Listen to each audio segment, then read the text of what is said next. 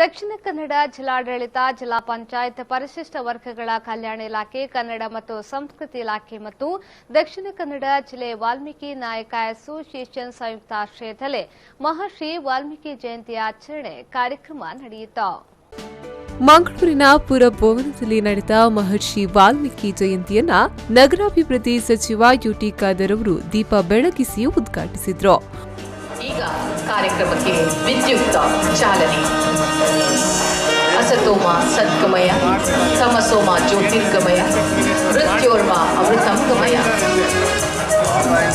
ಅಜ್ಞಾನದಿಂದ ಜ್ಞಾನದೆಡೆಗೆ, ಅಸತ್ಯದಿಂದ ಸತ್ಯದೆಡೆಗೆ ಹಾಗೂ ಬಳಿಕ ಮಾತನಾಡಿದ ಅವರು, ಮಹರ್ಷಿ ವಾಲ್ಮೀಕಿ ಅವರ ಆದರ್ಶ ಮತ್ತು ಚಿಂತನೆಗಳನ್ನು ಯುವ ಸಮುದಾಯ ಮತ್ತು ವಿದ್ಯಾರ್ಥಿಗಳು ಮೈಗೂಡಿಸಿಕೊಳ್ಳಬೇಕು.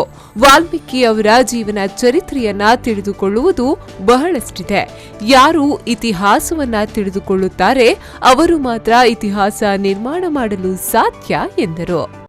ನಾನು ಕೂಡ ಒಬ್ಬ ಸೋದರನಾಗಿ, ಯಾಕಂತ ಹೇಳಿದರೆ ಯಾರು ಇತಿಹಾಸವನ್ನು ತಿಳಿದುಕೊಳ್ತಾನೆ ಅವನು ಮಾತ್ರ ಇತಿಹಾಸ ನಿರ್ಮಾಣ ಮಾಡಲಿಕ್ಕೆ ಸಾಧ್ಯ ಅಂತ ನಾವು ಇವತ್ತು ಅರ್ಥ ಮಾಡಿಕೊಳ್ಬೇಕು.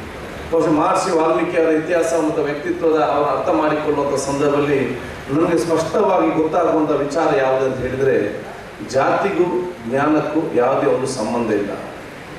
ಜಾತಿಗೂ ನಾವು ಹೋಗುವಂಥ ಅಧಿಕಾರ ಮತ್ತು ಪದವಿಗೂ ಕೂಡ ಯಾವುದೇ ಒಂದು ಸಂಬಂಧ ಇಲ್ಲ. ಇದೇ ವೇಳೆ ಫಲಾನುಭವಿಗಳಿಗೆ ಹಕ್ಕುಪತ್ರಗಳನ್ನು ವಿತರಿಸಲಾಯಿತು.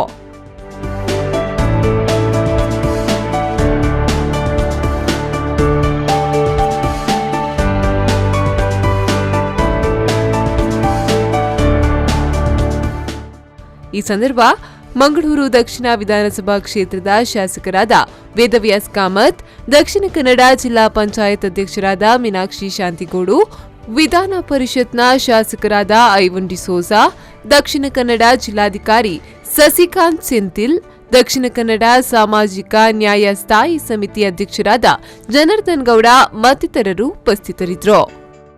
ಶರದ್ ಸಾಲಿಯಾನ್, ವಿ4 ನ್ಯೂಸ್ 24/7 ಮಂಗಳೂರು.